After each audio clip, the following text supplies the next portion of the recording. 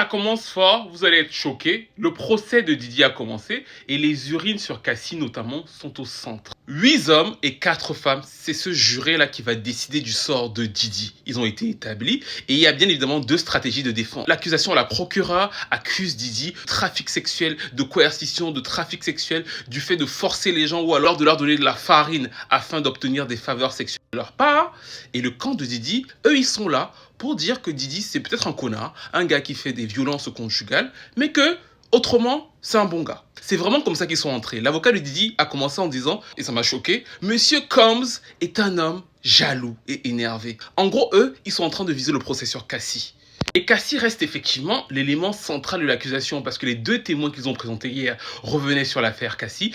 L'agent de sécurité de l'hôtel, effectivement, qui avait vu la vidéo auquel Didi a essayé de donner de l'argent pour qu'il cache la vidéo, en fait, n'a jamais prévenu la police. Selon lui, c'est parce que Cassie lui aurait demandé de ne pas le faire. Et une deuxième chose, c'est que il a fait une copie de la vidéo avec laquelle il est rentré pour montrer à sa femme, mais il n'a pas prévenu les autorités. Et le second témoin de l'accusation, et lui, c'est très fort et très particulier. N'hésitez pas à vous abonner et à me rejoindre, vous savez où, parce que c'est un danseur.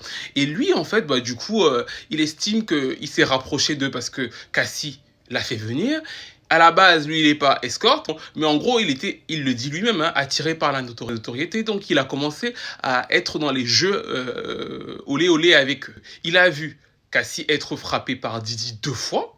La deuxième fois, il a essayé d'intervenir, mais l'équipe de Didier l'a empêché de le faire. Mais pour ce qui est des rapports en eux-mêmes, il n'a jamais été directement forcé. C'est Cassie qui l'a fait venir.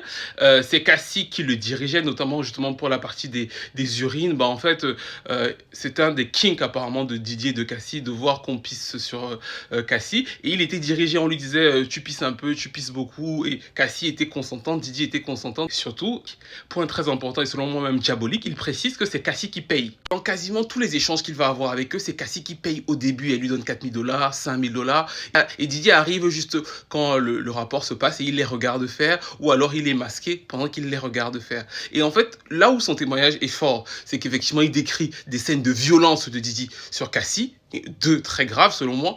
Et le problème que ça peut poser aussi à l'accusation qu'il a fait venir, c'est que le fait d'insinuer que Cassie était d'accord de se faire uriner dessus et que c'est elle qui l'a trouvé et que c'est elle qui lui donnait de l'argent, en fait ça donne un peu de poids aussi aux côtés de Didi parce que Didi va dire en fait moi je l'ai jamais forcé à faire quoi que ce soit.